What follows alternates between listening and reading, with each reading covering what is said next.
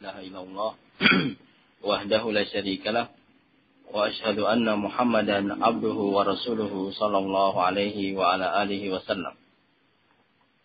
Amma ba'd.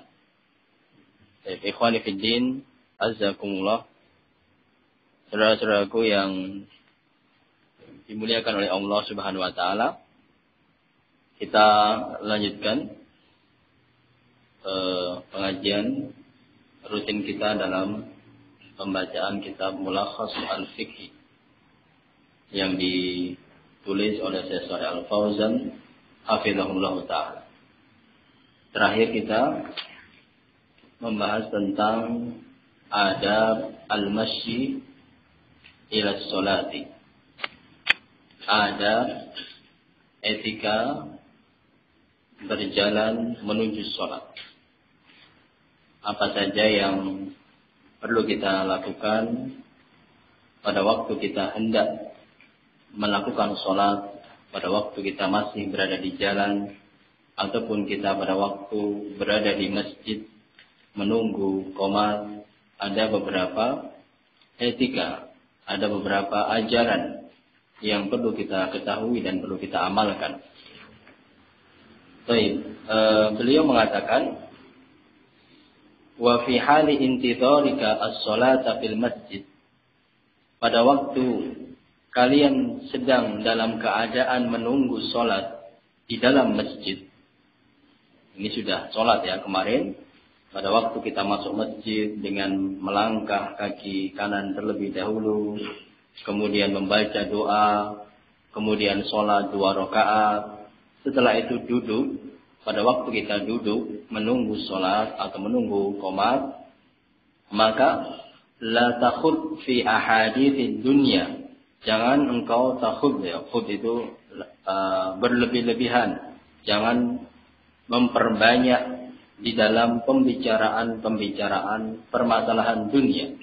Pada waktu kita duduk, misalnya ada saudara kita yang berada di samping kita, boleh kita berbicara, tetapi beliau menyarankan jangan berlebih-lebihan di dalam pembicaraan permasalahan dunia.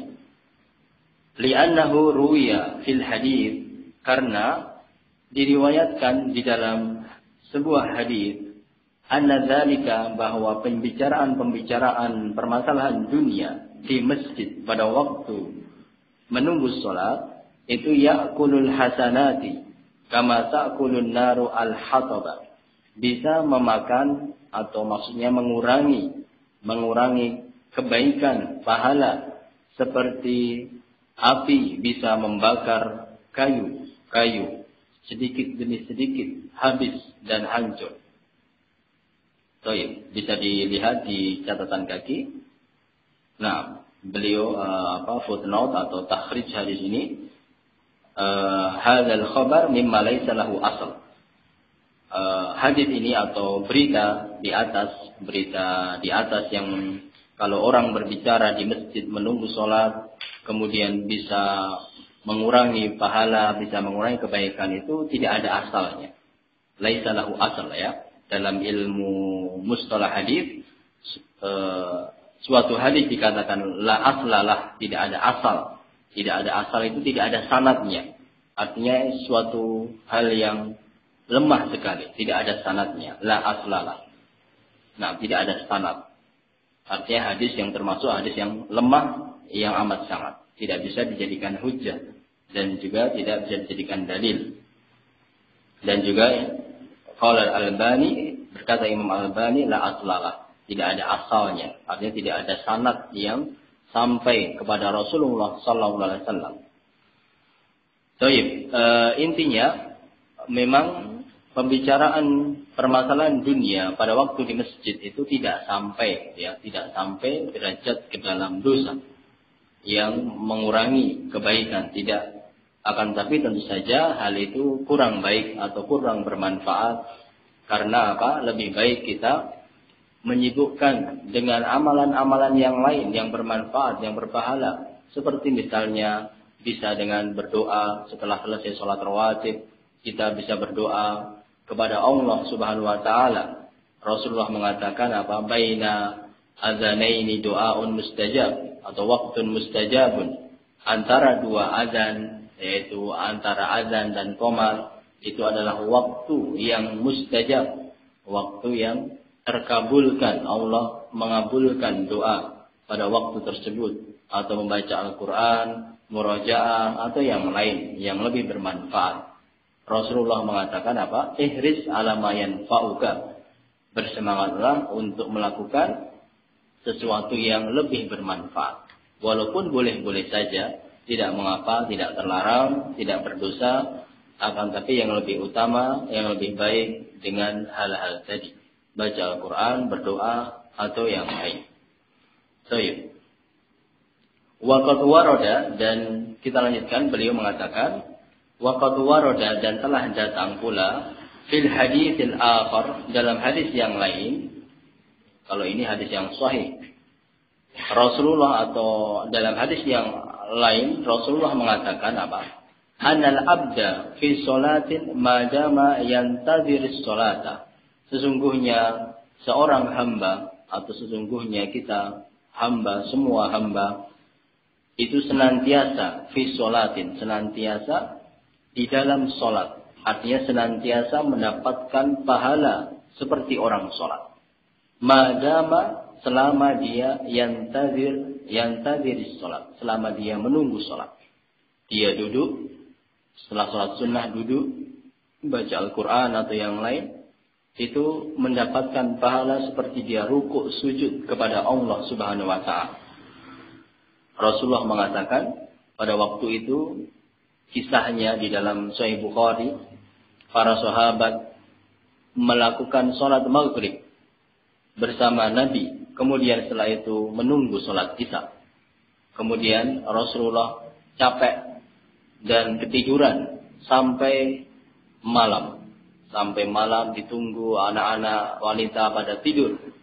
Rasulullah di rumahnya, di samping masjid, karena capek tidur. Kemudian datanglah Umar.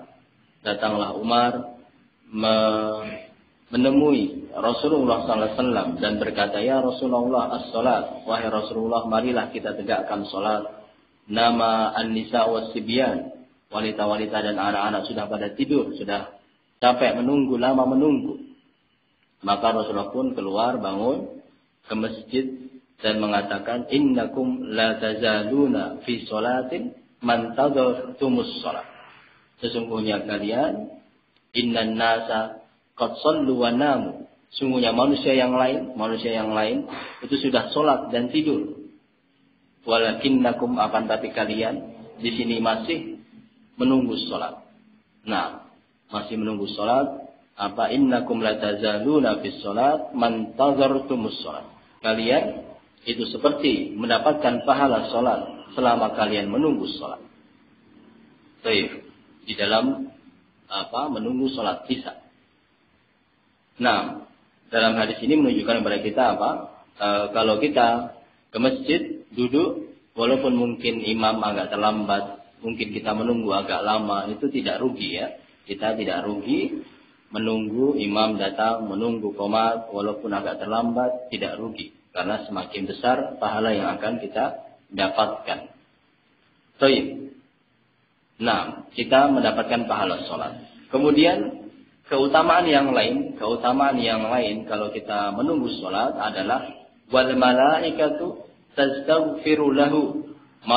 Para malaikat itu tastaghfir itu memintakan maghfirah. Para malaikat itu adalah hamba-hamba Allah yang taat, yang patuh, tidak pernah melakukan perbuatan dosa. Hamba-hamba Allah yang dekat. Sehingga doa mereka itu sangat atau amat sangat terkabulkan. Doa malaikat itu amat sangat terkabulkan. Karena mereka adalah hamba-hamba Allah yang taat, yang tidak pernah melakukan dosa. Sehingga doa mereka pun amat sangat mungkin sekali untuk terkabulkan. Memintakan kepada kita orang-orang yang menunggu sholat itu istighfar. Memintakan maghfirah. Maghfirah itu artinya Sitrud dunub wa tajawuzuh. Sitrud dunub wa tajawuzuhu. Maghfirah artinya apa? Menutup dosa-dosa kita. Para malaikat memintakan kepada Allah agar dosa-dosa kita tertutup dan terampuni. Itu arti maghfirah. Astaghfirullah, saya minta maghfirah, itu artinya saya minta agar dosa saya tertutup dan terampuni. Dua, tidak hanya terampuni saja, tapi juga tertutup, tidak terketahui oleh orang lain. Nah, tertutup di dunia dan di akhirat diampuni oleh Allah Subhanahu wa taala. Jadi ini keutamaan yang kedua, kalau kita datang awal di masjid menunggu sholat. Malaikat memintakan ampun dosa-dosa kita. Baik. Fala tufarrid ayuhal muslim. Maka jangan engkau tafrid ya. Tufarrid itu artinya jangan engkau teledor atau meremehkan. Jangan engkau meremehkan, menyia-nyiakan hal ini. Keutamaan yang besar itu. Fi hadzal thawab. Di dalam pahala ini. Wa tudayyi'hu. Engkau sia-siakan bil abad dengan perbuatan yang tidak berguna. Nah, ngobrol itu memang tidak dosa, tetapi rugi ya, rugi kalau apa? Kita melewatkan dengan kegiatan yang tidak bermanfaat. Lebih baik diam, berzikir sehingga apa? Berpahala banyak. Wal istighal bil qila wal qala, dan engkau sibuk dengan qila wa qal. Qila wa qal ya, ngobrol, ngomong sana ke sini tanpa ada manfaat yang besar. Qila wa qal. Baik, berita ini, berita itu misalnya qila wa qal. Baik. Nah, itu nasihat beliau kepada kita. Intinya apa? Kalau kita menunggu di masjid, hendaklah kita sibukkan dengan yang bermanfaat, sholat, setelah itu berdoa, setelah itu berzikir atau baca Quran atau diam. Diam menunggu sholat. Baik. Kemudian beliau melanjutkan, wa idza uqimatis shalah, dan jika telah dikumandangkan qomat, nah muadzin qomat atau mukim, orang yang bertugas untuk qomat, berdiri qomat Allahu Akbar seperti itu. Maka apa yang kita lakukan? Fakum, maka berdirilah. Berdirilah. Kapan kita berdiri? Jadi kita kan duduk ya. Kapan kita, ini pertanyaannya atau pertanyaan, kapan kita berdiri pada waktu qomat, itu kapan? Maka beliau mengatakan fakum, berdirilah ilaiha, untuk melakukan sholat, inda qaul muadzin, pada waktu muadzin mengucapkan qad qamatis sholat. Nah, qad qamatis sholat, Allahu Akbar sampai selesai, nanti terakhir apa? Qad qamatis sholat. Kita berdiri, baru berdiri. Nah, jadi awalnya kita tetap duduk, kemudian kalau muadzin mengatakan qad qamatis sholat, baru kita berdiri. Baik. Li'anna Nabiyya sallallahu alaihi wasallam kana yaf'alu dzalik, karena Rasulullah sallallahu alaihi wasallam melakukan hal tersebut, artinya memberikan contoh, memerintahkan para sahabat untuk melakukan seperti itu, berdiri pada waktu muadzin mengatakan qad qamatis shalah. Wa in kumta inda bada'il iqamah fala ba'sa bidzalik. Tapi jika engkau juga berdiri pada waktu permulaan qomat, maka juga tidak mengapa. Artinya permasalahan ini memang luas ya, permasalahan ini agak luas. Artinya apa? Kalau ada seseorang berdiri pada waktu muadzin berdiri, Allahu Akbar, dia juga langsung berdiri, maka juga fala ba'sa bidzalik, tidak mengapa. Tapi afdalnya tadi pada waktu muadzin mengucapkan qad qamatis shalah. Baik, ini selesai permasalahan di sini. Tapi ada catatan ya. Hadza ini yaitu apa? Berdiri pada waktu qad qamatis shalah, itu catatannya apa? Idza kana al-ma'mum yaral imam. Idza kana al-ma'mum yaral imam. Jika makmum melihat imam. Fa in kana la yarahu hal iqamah. Kalau seandainya fa in kana la yarahu hal iqamah, kalau seandainya makmum tadi tidak melihat imam pada waktu iqamat, fal afdal alla yakum hatta yarahu. Maka yang lebih afdal tidaklah dia berdiri hatta yarahu, sampai melihat datangnya imam. Baik. Jadi berdiri itu ada dua keadaan, ada dua macam pada waktu qomat ya. Keadaan yang pertama, kalau makmum kita duduk dan tidak melihat imam, Misalnya imamnya berada di belakang atau yang lain. Hadza idza kana al-ma'mum yaral imam. Kalau dia melihat imam ya, yang pertama kalau makmum itu melihat imam. Misalnya kita duduk di sini, kemudian imam datang. Berdiri di depan. Kemudian kita melihat, maka kita melihat imam, maka kita berdirinya pada waktu muadzin mengatakan qad qamatis shalah. Baik. Kemudian, tapi kalau keadaan kita tidak melihat imam, fa in kana la yarahu hal iqamah, kalau kita tidak melihat imam pada waktu qomat, artinya imamnya masih di belakang, kita duduk di sini, imamnya tidak kelihatan. Maka afdalnya kita berdirinya setelah imam datang, kita melihatnya baru kita berdiri.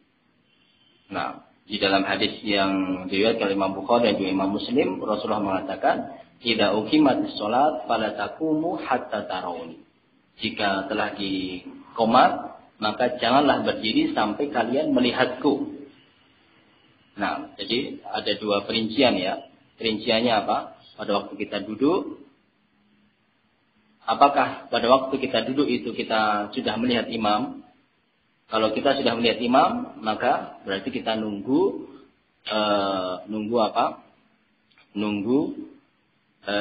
jadi muadzin mengatakan qad qamatis shalah. Tapi kalau kita pada waktu duduk tidak melihat imam, maka kita berdirinya pas melihat imam. Melihat imam datang misalnya, Allahu Akbar, imam sudah datang pada waktu Allahu Akbar pertama, maka kita langsung berdiri. Karena apa? Imam kita lihat. Baik. Idza uqimatis shalat fala taqumu hatta tarawni. Akhrajahu Bukhari wa Muslim.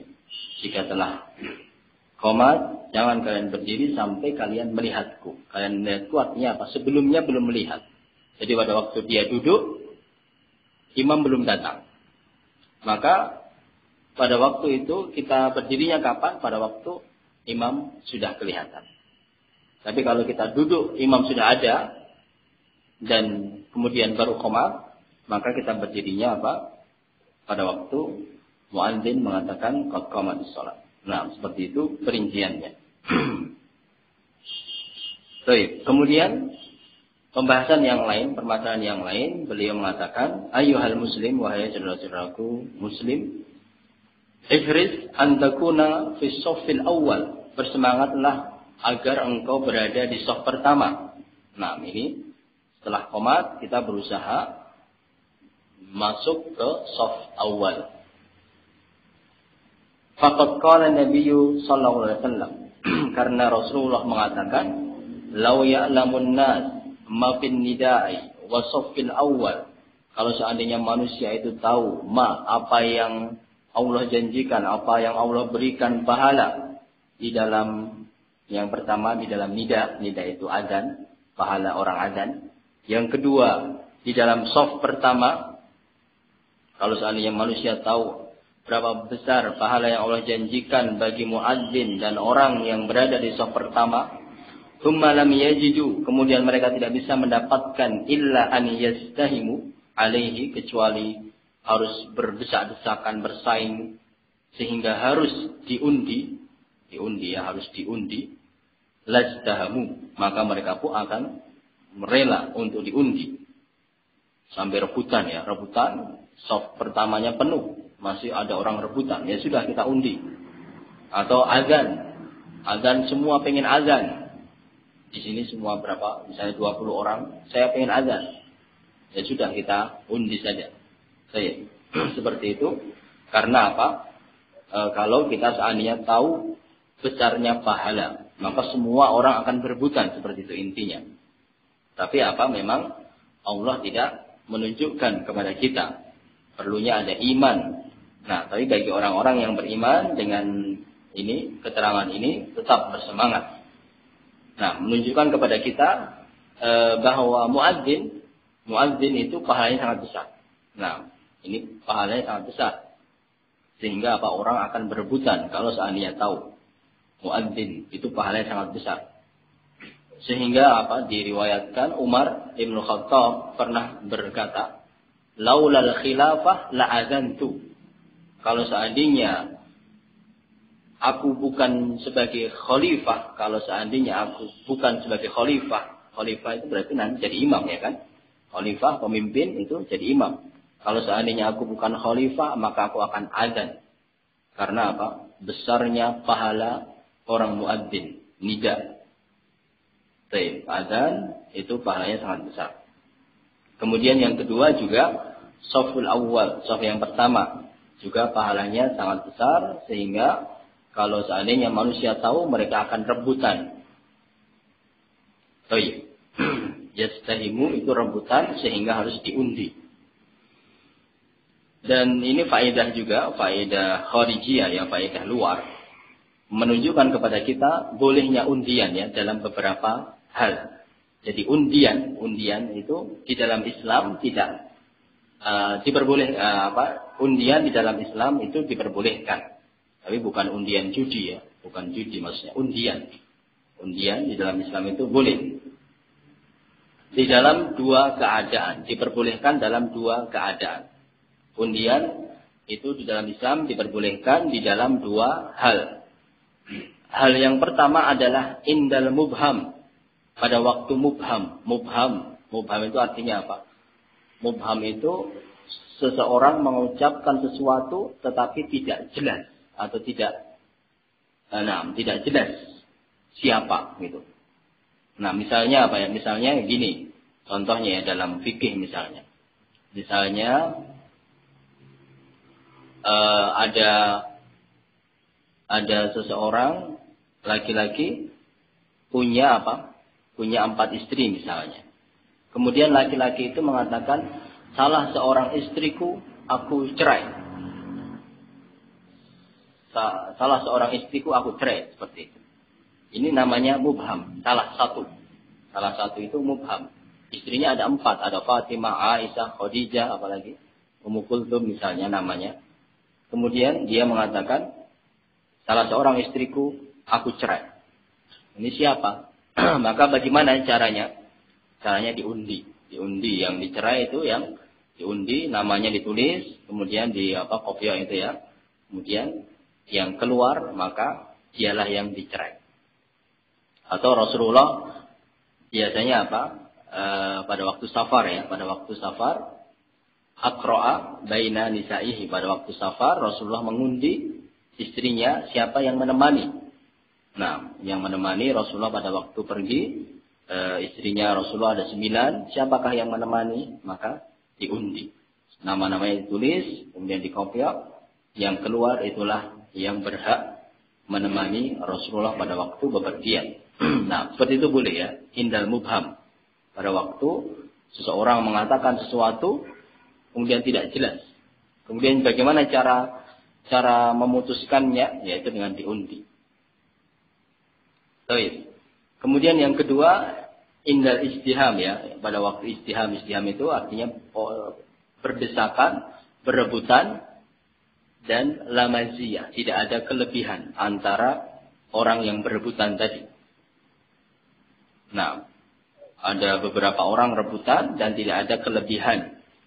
Contohnya apa? Misalnya kita mengatakan insya Allah di pondok akan kita angkat imam masjid. Nah, imam masjid kita akan mengangkat dari salah satu santri untuk menjadi imam tetap masjid pondok misalnya.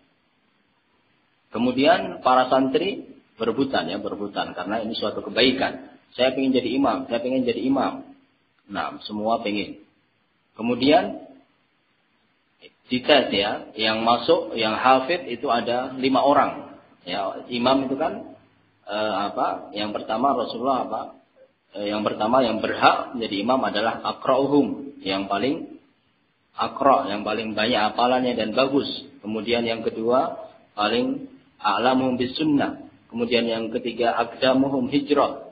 Kemudian yang keempat akbaruhum sin. Ini kriteria menjadi imam. Ada 5 santri hafid semua, hafalannya hafid semua, 30 juz semua. Kemudian pengetahuan sunnahnya sama. Ini 5 santri ini sama, sunnahnya bagus semua. Juga dalam amalan hijrahnya atau amalan yang lain juga bagus. Kemudian usianya sama. Ini 5 santri, hafalannya sama, pengetahuan sunnahnya sama, kemudian amalnya juga sama, kemudian usianya juga sama. Nah, semuanya pengen jadi imam. Maka cara yang terakhir dengan diundi. Seperti itu. Artinya imam itu hanya satu, tadi ada 5 santri yang memperebutkannya. Maka untuk menentukan itu dengan diundi. Seperti itu boleh. Dengan jalan terakhir lamaziyah. Kalau tidak ada kelebihan dari yang lainnya. Tapi kalau yang satu itu hafid, yang lain tidak hafid, yang dipilih yang hafid. Nah, tapi ini semuanya hafid seperti itu. Ini juga faedah dalam permasalahan undian ya di dalam Islam diperbolehkan, kata Syekh Shalih Al-Utsaimin, dalilnya dalam Al-Quran ada 2. Bolehnya undian itu dalilnya dalam Al-Quran ada 2 ayat. Tentang yang pertama kisah Maryam ya. Maryam yang mengasuh Maryam, dalam kisah Maryam itu orang-orang berebutan untuk mengasuh, memelihara Maryam. Kemudian diundi siapakah yang mengasuh Maryam, kemudian jatuhlah kepada Nabi Zakaria ya. Kemudian dalil yang kedua tentang kisahnya Nabi Yunus ya. Kisah Nabi Yunus pada waktu Nabi Yunus berada di atas kapal. Kemudian kapal itu kena ombak mau tenggelam. Kemudian harus ada salah satu penumpang yang dibuang agar untuk mengurangi beban. Seperti itu. Maka diundilah. Kemudian keluarlah nama Nabi Yunus. Kemudian Nabi Yunus dibuang ke laut sehingga dimakan ikan. Nah, di dalam Al-Quran, Syekh Utsaimin mengatakan ada 2 dalil. Sedangkan dalam sunnah ada 6. Ada 6 dalil. Salah satunya adalah ini yang kita baca ya. An yastahimu alaihi lastahamu. Kemudian juga Rasulullah juga aqra'a, mengundi antara istri-istrinya untuk bepergian. Itu permasalahan undian. Intinya di sini kembali yaitu tentang shaf awal ya, keutamaannya sangat besar pahalanya. Sehingga orang berebutan kalau harus diundi mereka akan mau, ya sudah diundi. Kemudian waqala sallallahu alaihi wasallam, dan Rasulullah mengatakan khairu sufufir rijal awwaluha. Shaf laki-laki yang paling baik adalah yang paling awal, yang paling depan. Yang paling depan, yang paling baik. Berarti pahalanya juga paling besar. Lebih besar daripada seseorang yang sholat di belakangnya. Baik, kemudian wahris, beliau melanjutkan. Yang pertama tadi berusahalah di shaf pertama. Kemudian yang kedua ini, wahris, semangatlah pula ala kurbi minal imam, untuk dekat dengan imam. Ya, ini selain di shaf pertama juga berusaha dekat di imam, yang belakang imam persis. Orang yang di belakang imam shaf pertama paling dekat dengan imam, ini juga lebih utama daripada orang yang di shaf pertama tadi agak jauh. Baik. Faqad qala sallallahu alaihi wasallam, Rasulullah mengatakan, liyaliyani minkum ulul ahlami wan nuha.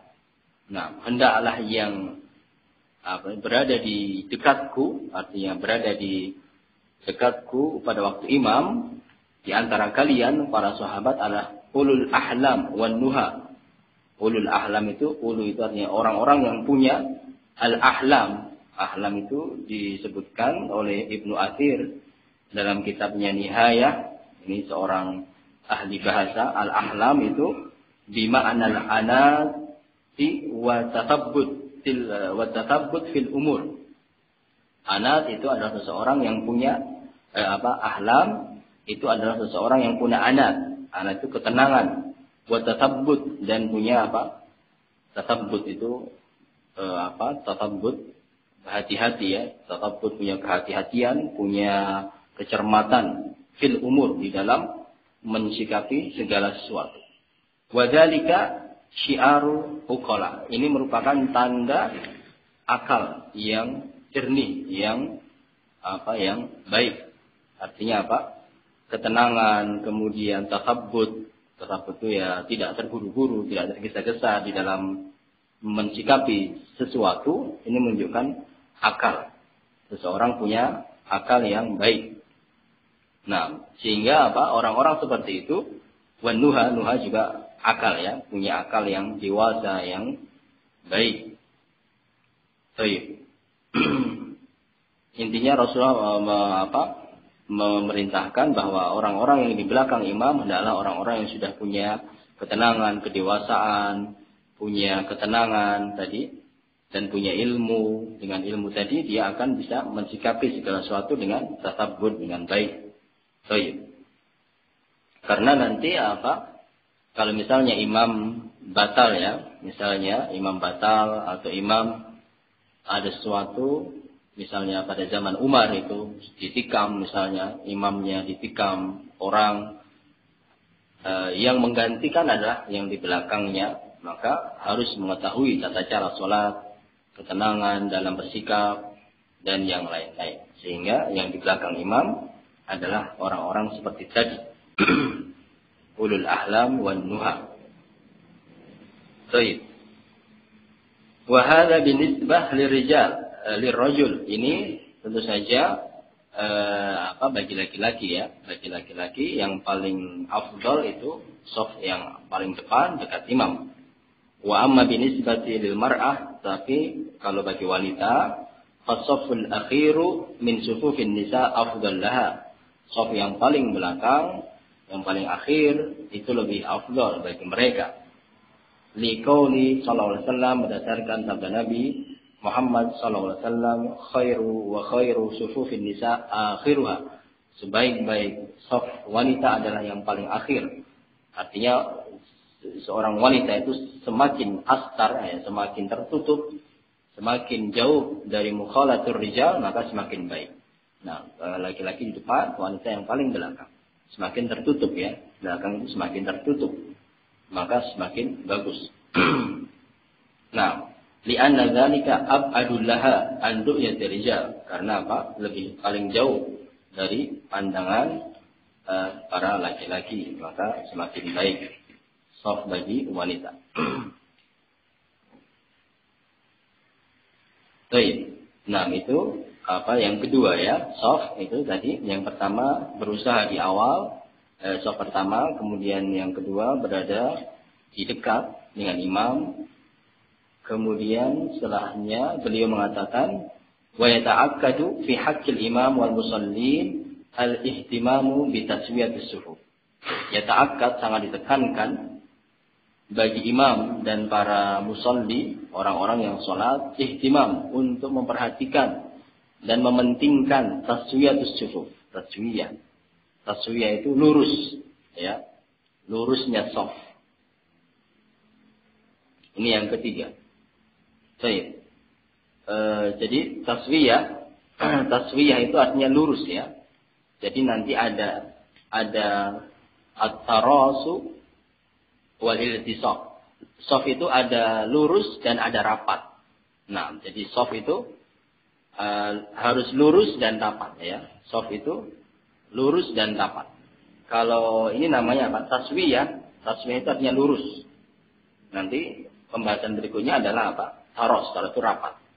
Nah, yang afdal adalah lurus dan rapat. Tapi sekarang yang kita bahas lurusnya dulu. Beliau mengatakan ya ta'akkad, sangat ditekankan fi haqqil imam wal musallin, bagi imam dan musalli ya, untuk imam, maksudnya imam itu mengatur ya. Mengatur atau tadi memerintahkan kepada makmum, sawu sufufakum, diluruskan. Kalau makmum ya berarti mengerjakannya. Untuk taswiyah, meluruskan shaf, artinya jangan sampai ada yang maju mundur seperti itu. Qala sallallahu alaihi wasallam, Rasulullah mengatakan, sawu sufufakum, luruskan shaf kalian. Fa inna taswiyatas sufu min tamamis salat. Karena sungguhnya lurusnya shaf itu termasuk kesempurnaan salat. Muttafaqun alaih. Baik. Kemudian wa fil hadithi al-akhar, dalam hadis yang lain, kalau yang pertama tadi perintah, kalau hadis yang lain bahkan ada ancaman. Ada ancaman. La tusawwunna sufufakum aw la yukhalifanna Allahu baina wujuhikum. Hendaklah kalian benar-benar meluruskan shaf kalian. Kalau tidak, maka Allah akan yukhalifanna. Yukhalifan itu akan berselisih, memberikan perselisihan di antara wajah-wajah kalian. Nah, artinya apa? Ini ancaman yang menunjukkan dosa besar. Ya, menunjukkan dosa besar. Wujuhikum, artinya apa? Akan terjadi perselisihan, tidak rukunan, gara-gara mungkin dianggap sepele, padahal sesuatu yang penting dan besar. Taswiyatus sufuf, yaitu meluruskan shaf. Nah, wa taswiyatus sufuf hiya ta'diluhu bi muhadatil manakib wal aqub. Dan taswiyatus sufuf itu artinya ta'dil. Ta'dil jadi apa? Meluruskan antara manakib yang menjadi ukuran itu mangkib ya. Mangkib itu apa? Bahu ya. Yang dijadikan ukuran itu bahu dan aqub, yaitu mata kaki. Jadi bukan ujung jari ya, yang lurus ujung jari tidak, tapi yang dijadikan ukuran lurusnya itu adalah apa? Mata kaki dengan mata kaki, kemudian ini apa? Bahu dengan bahu, ya, seperti itu. Walaupun mungkin ada kaki yang panjang lebih ke depan, tapi yang penting mata kaki dengan mata kakinya lurus. Walaupun mungkin dia agak maju, tapi yang menjadi ukuran adalah mata kaki dan bahu. Nah, dan Syekh Al-Utsaimin mengatakan taswiyatus sufuf itu hukumnya wajib. Hukumnya wajib. Meluruskan shaf itu hukumnya wajib. Karena apa? Selain ada perintah, juga ada ancaman. Selain ada perintah dan juga ada ancaman dari Nabi. Nah, kemudian yang keempat ini, wa yata'akkadu fi haqqil musallin, dan juga ditekankan bagi hak musallin yaitu makmum, saddul farad wa taras fi sufuf. Saddul farad itu menutup lubang, jangan sampai ada celah. Wa taras, dan taras itu rapat. Nah, ini ya. Ini permasalahan yang keempat, rapatnya shaf. Kalau tadi lurusnya shaf. Mungkin lurus tapi tidak rapat ya. Bisa. Kadang-kadang orang lurus tapi tidak rapat, seperti itu. Yang keempat ini apa? Rapat. Liqaulihi sallallahu alaihi wasallam, berdasarkan sabda Nabi Muhammad sallallahu alaihi wasallam, aqimus sufufakum wa tarasu. Hakimu artinya tadi tegakkanlah, luruskanlah shaf kalian, wa tarasu, dan rapatkanlah. Nah, jadi ada dua perintah, lurus dan rapat. Rawahul Bukhari. Hadis ini diriwayatkan oleh Imam Bukhari. Wa ma'nahu, dan artinya lasiku rapatkanlah, tempelkanlah. Ilsaq itu nempel ya. Nempel antara mata kaki dan mata kaki, as-sufu hatta la yakuna bainakum furajun, sehingga tidak ada farj ya. Furaj itu apa? Lubang yang bisa dilalui syaitan. Wal murasah al-iltisaq ba'dil ma'mumin bi ba'din liyatasila ma bainahum wa yanshudda al-khalaq.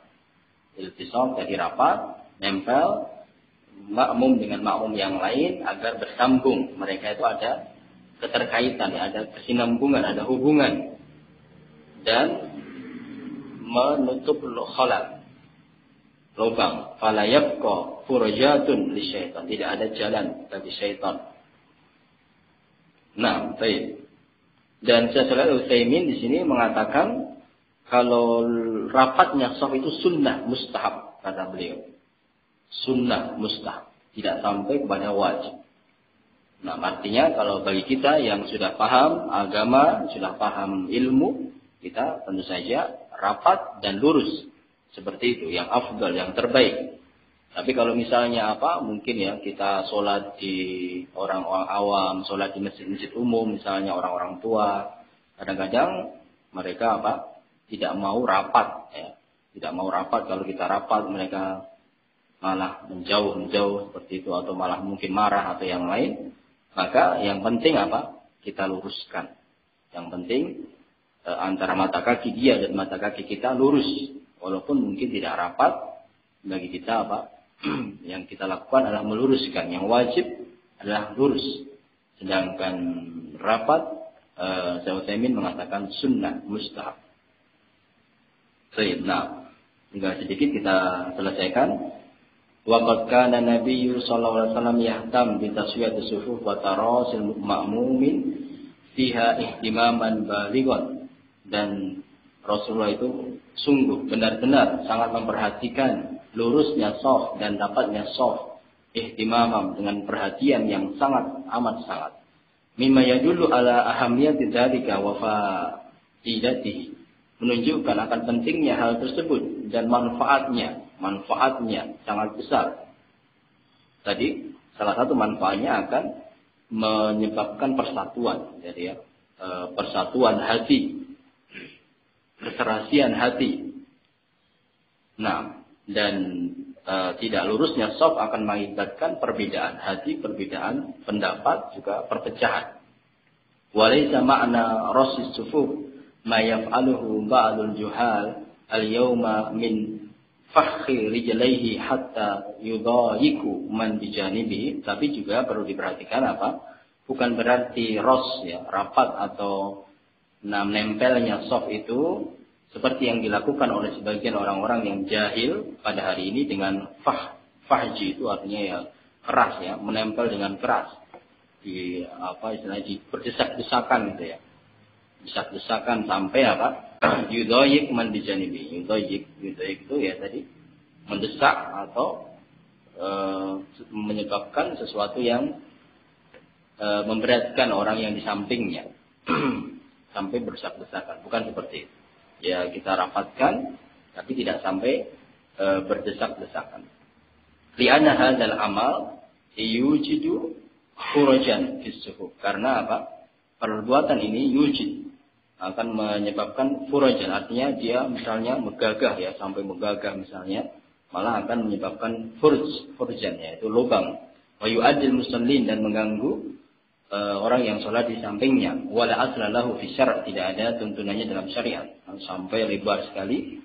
Fayam bagi muslimin ihtimamu bidzalik, maka hendaklah setiap muslim ihtimam memperhatikan hal tersebut, wahris alaihi wal hirsu alaihi, dan bersemangat iktidaan binabiyihim, sebagai mencontoh bentuk mencontoh kepada Nabi, wa itmamam bi sholatihi, dan juga untuk lebih menyempurnakan salat mereka. Waffaqallahu al-jami' lima yuhibbuhu wa yardahu. Semoga Allah membimbing kita dengan apa-apa yang Allah cintai dan Allah ridhoi. Juga ada tambahan yang lain permasalahan shaf adalah juga atimus sufuful awal fal awal. Permasalahan shaf adalah menyempurnakan shaf yang pertama, kemudian baru yang setelahnya. Maksudnya shaf pertama harus rapat, harus sempurna dulu ya. Jangan sampai masih ada lubang kemudian bentuk shaf baru. Ini juga suatu hal yang salah. Rasulullah mengatakan atimus shaful awal fal awal. Sempurnakanlah shaf awal fal awal. Yaitu yang pertama penuh, baru yang kedua. Yang kedua penuh, baru yang ketiga. Seperti itu. Kemudian juga catatan yang selanjutnya adalah jarak antara shaf yang pertama dengan shaf yang kedua itu tidak terlalu jauh. Nah, ini juga diingatkan oleh Syekh Utsaimin sebagai arti jamaah. Jamaah itu artinya kelompok, bersatu. Artinya ini misalnya shaf pertama di sini, shaf kedua di belakang sana, itu juga salah. Nah, tidak benar, artinya jaraknya ya tidak terlalu jauh. Selama masih bisa sujud, masih ada celah, seperti itu, tidak terlalu jauh. Jarak saf pertama, yang kedua, ketiga, nah, seperti itu juga tidak terlalu jauh. Baik, nah, insya Allah selesai permasalahan beberapa adab menuju sholat, menuju masjid, dan juga pada waktu menunggu masjid. Baik, mungkin ada kurang jelas dari sini. Silahkan, mungkin ada pertanyaan.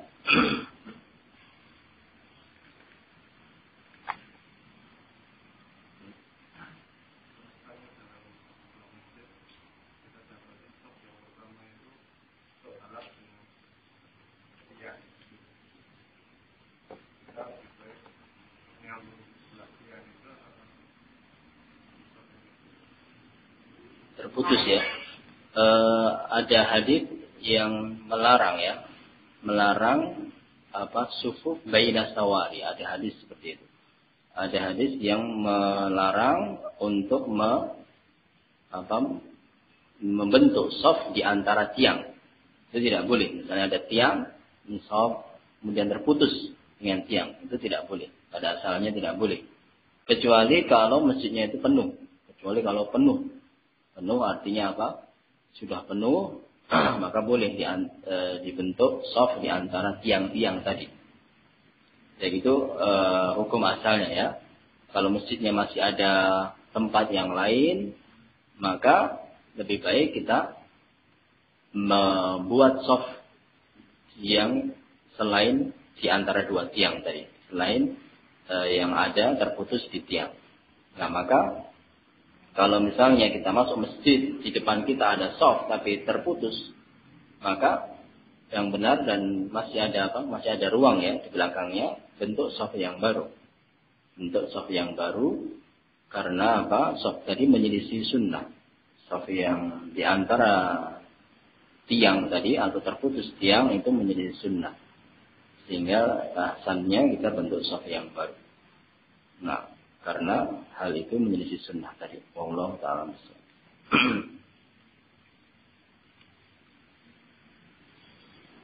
Baik. Ya, masuk.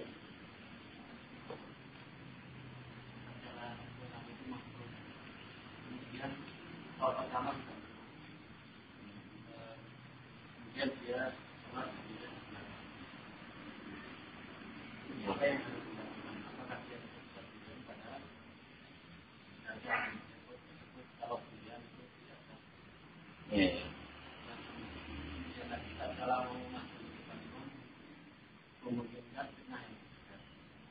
Baik.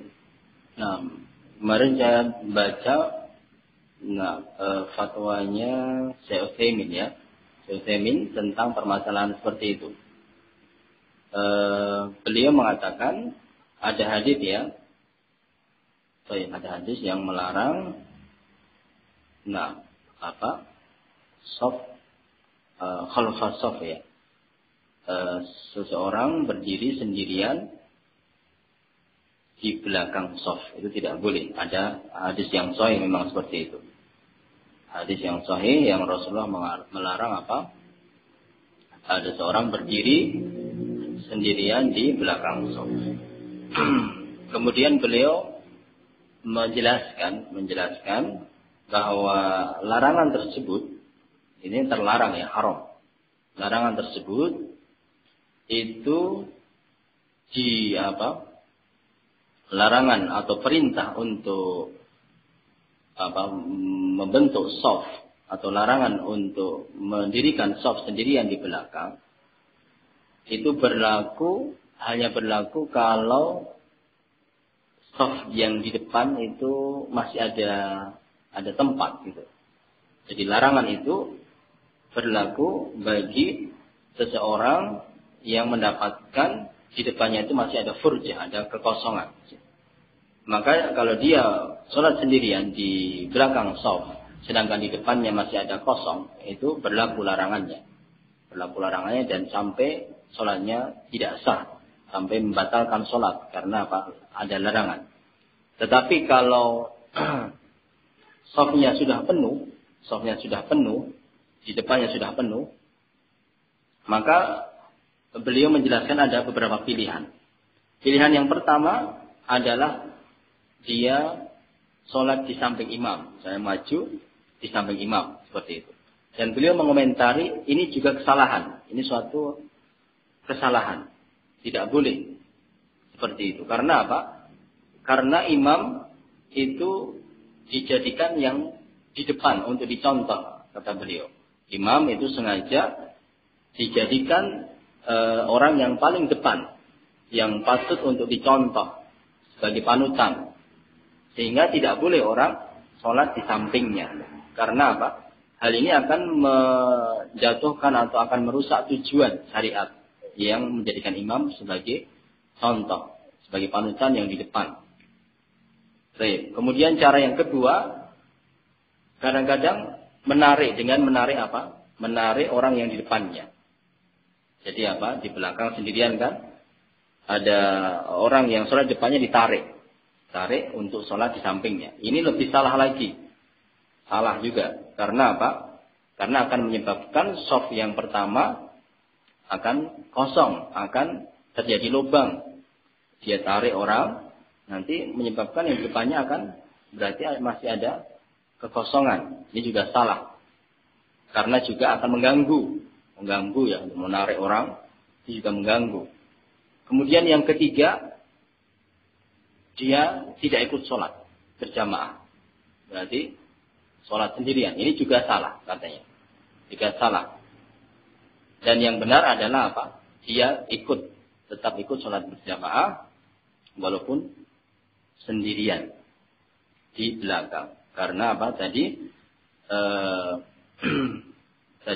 beliau mengatakan bahwa larangan tersebut itu hanya berlaku bagi orang-orang yang datang ke suatu masjid dan mendapatkan shafnya itu masih ada yang kosong. Kemudian dia membuat shaf sendirian di belakang. Maka dia mendapatkan larangan. Tapi kalau memang di depannya sudah penuh, ya sudah. Bagaimana? Tidak ada yang bisa dia lakukan. Sholat di samping imam juga salah. Menarik orang juga salah. Kalau dia tidak ikut sholat berjamaah juga salah. Maka yang paling tepat dan paling ringan adalah dengan tetap ikut apa? Sholat walaupun sendirian di belakang seperti itu. Wallahu ta'ala bishawab. Nah, seperti itu jawaban beliau. Nah, seperti itu Mas. Ya. Jadi intinya apa? Bahwa seperti itu dia kan tidak mampu ya. Sudah tidak mampu kecuali hanya itu yang paling tepat. Nah. Baik. Insyaallah sampai di sini. Subhanakallahumma bihamdik asyhadu an la ilaha illa anta astaghfiruka wa atubu ilaik.